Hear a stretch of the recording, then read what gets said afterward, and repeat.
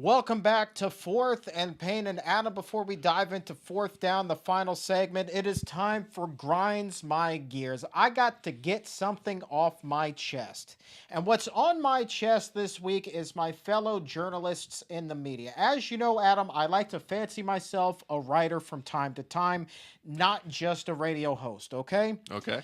And so when I read these ridiculous rumors about some moves that some teams may have to make because they're limited on cap space, that there is absolutely no validity to whatsoever, and one person reports it as, oh, it may happen, well, the next thing you know, 100 other people report it as fact. And the fact is, nothing could be further than the truth.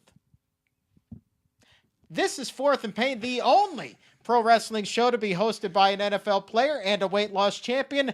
That's former Nebraska Cornhusker Adam Carriker. You look ridiculous. I'm future Redskin in training Chuck Carroll. This is Fourth and Pain. Be sure to follow us on Twitter at Fourth and Pain. Like us on Facebook. And I have no idea why in the hell we're wearing these little helmets. Why? Because it's cool. Is this what I'm actually just impressed. For the folks on the radio, you got to go to our Fourth and Pain site. You got to go to our YouTube channel. You got to watch our videos because right now Chuck is wearing my son's toy Redskin helmet, and I'm wearing my son's toy Nebraska helmet. Why? I have no idea. I just thought it'd be fun. I'm amazed that it fits my head. To be honest with you, I was just about to say, like, you have a size 8 dome, and you're wearing a child's helmet. It fits me marvelously. I could wear this on game day. Well, it fits you, yeah, because that provides the type of protection you need. Oh, yeah, good point. Yeah, well, I'm just saying. Well, how's that thing going to come off, dude? That thing is looking awful. Oh, it'll come off easy. I'm not concerned. If you start to turn blue, I'm turning the camera off. We're going to have to come back. Well, when I did the Laurinaitis photo with my wife's T-shirt on about a year ago from now, maybe I should do another one, by the way. Hint, hint for the future. But when I did that, I started turning purple, and she had to cut the shirt off of me because I couldn't get it off myself. Good God. Well, your lips are turning a little bit purple, which tells me that we better hurry up with this segment. You know what? They're not turning purple. They are. Just look closely. It's just my lip muscles bulging. Oh, is that what it is? All right. So speaking of lip muscles bulging, Manti Te'o. That was a really weird transition. Yeah, it means nothing. I was just looking for a segue. There you go. Fell flat on my face. That's Kinda okay. Like Manti Te'o's correct. We're used to it. Manti Te'o. Now, here's my question for you. Lots and lots of eyeballs on him this past week at the Combine, as they should have been. Big story coming into the Combine. Bigger story heading into the NFL Draft. My question to you, good sir, having gone through the NFL Combine yourself, we just touched on that with Buff Bagwell. What type of questions do you think Te'o faced from the teams? Because you said last week on the show that the teams were a little bit harsh on you when it came to one-on-one time.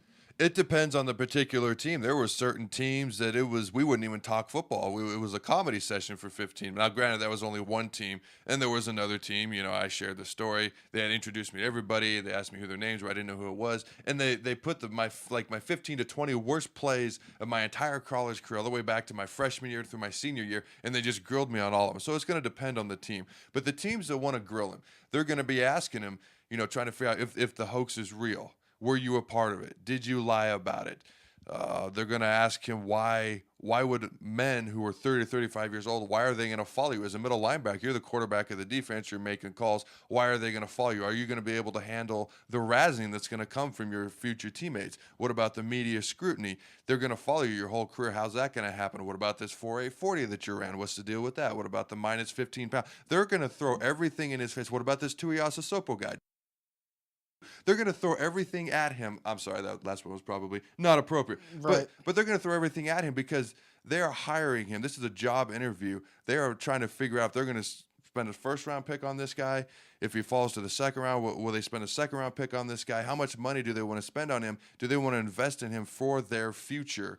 And is this guy worth it? And they're going to throw the hardest questions at him they possibly can. Well, how razzled do you think he could be, given the fact that he spent the better part of the last 2.5, 3 months, well, 2 months, seriously under the media spotlight? And I mean the white hot spotlight. This guy has already been facing all sorts of questions from not just the coaching staff, not just one-on-one, but we're talking about major media attention.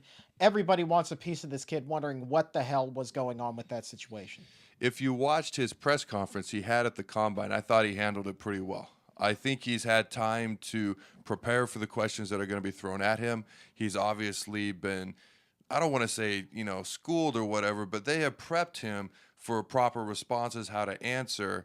And I think in front of the media, it's one thing. But when you get face to face and you get nose to nose with coaches and they're staring at you and they're writing down everything you say and they've got a camera recording it and there's 15 to 20 people in a room, it can get quite intense. And I thought he handled himself well at the press conference, by the way. I thought he did a really good job, and I thought he helped himself. Well, I'm sure that, like you said, that he has a lot of training now. I'm sure that his agent and his marketing people helped him out with that a tremendous amount. But when he eventually does enter the league, you touched on this briefly. You said, well, he's going to face some sort of razzing by his future teammates. I mean, how harsh do you think an NFL locker room is going to be to this guy? I think it's going to vary depending on locker rooms. Like if for some reason he came to DC, I think you would get some razzing, but I don't think it would be insane. The guys in this team, we don't really haze the rookies too much. It's a little bit, but it's nothing crazy. And we actually, the guys like to joke around and have a good time a lot. I think if he came here, I don't think we need him at a linebacker. If he came here, that's great. But we got two good ones, and we got guys that can play. But I think it's going to depend on the team leadership and where he goes. If it's a team that's maybe younger and doesn't have that veteran leadership, it could get a little bit crazy for him, a little bit tougher. Where we have the veteran leadership here, not that I'm trying to get him here or anything like that. I'm just using us as an example. A team with veteran leadership like us, I think that would be a good environment for him to go to. Well, and that leads to an interesting question. I mean, strictly hypothetically, I don't see him coming here, but hypothetically, if he did somehow land in Ashburn, what kind of influence do you think a player such as London Fletcher would have on him, and London in particular, have on Teo? Oh, that would be enormous. I mean, London's been playing for, 15 years? He's one of the best linebackers in the league. He's still going to Pro Bowls his 13th, 14th, 15th year in the league. He's played in, I don't know, up to a million games in a row. He is the unquestioned leader on our defense. And Manti would obviously be playing next to him or following in his footsteps. So London would be the guy to help him out.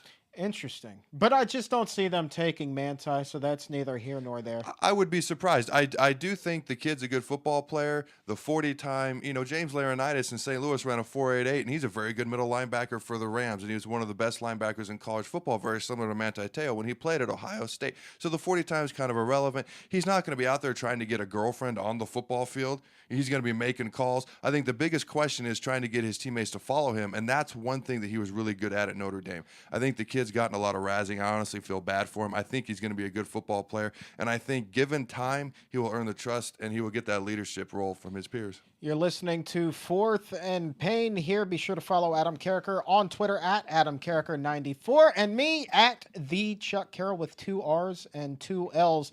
Talking about Manti Te'o and his NFL future, the NFL Combine now behind him. The question now becomes, where does he go in the NFL draft? Now, even if he did have a rousing performance at the scouting combine, you and I have talked about this off the air, where all of this media scrutiny, this circus that would undoubtedly follow him, would kind of make teams think twice about spending at least a high draft pick on this guy. So are we looking at a situation seriously where he may slip into the second or even third round?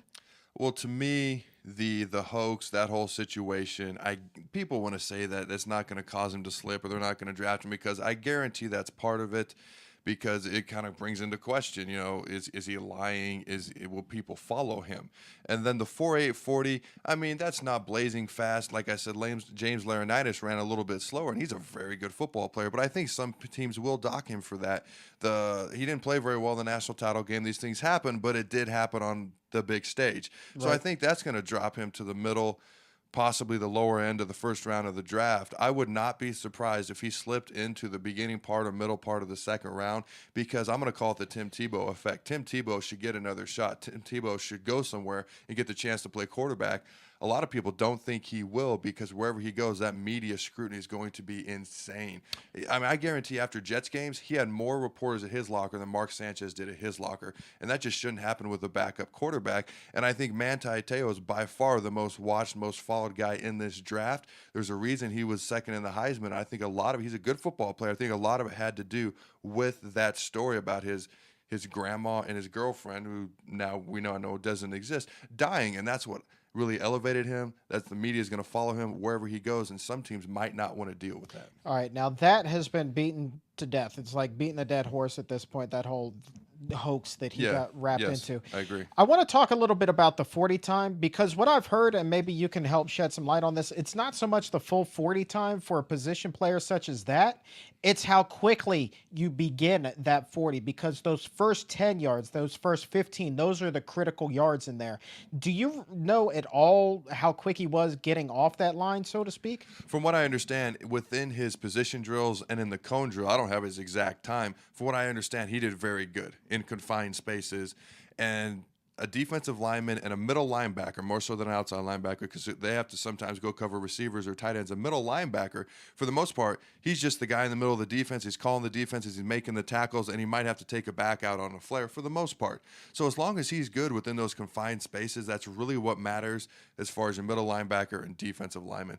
Very rarely do I run a 40 in a game. And if I do, I'm like, oh, I need somebody to come in. Come in, Jarvis. Gas, come in, Bo. Gas. Yeah, give me the oxygen. So I'm not Usain Bolt here.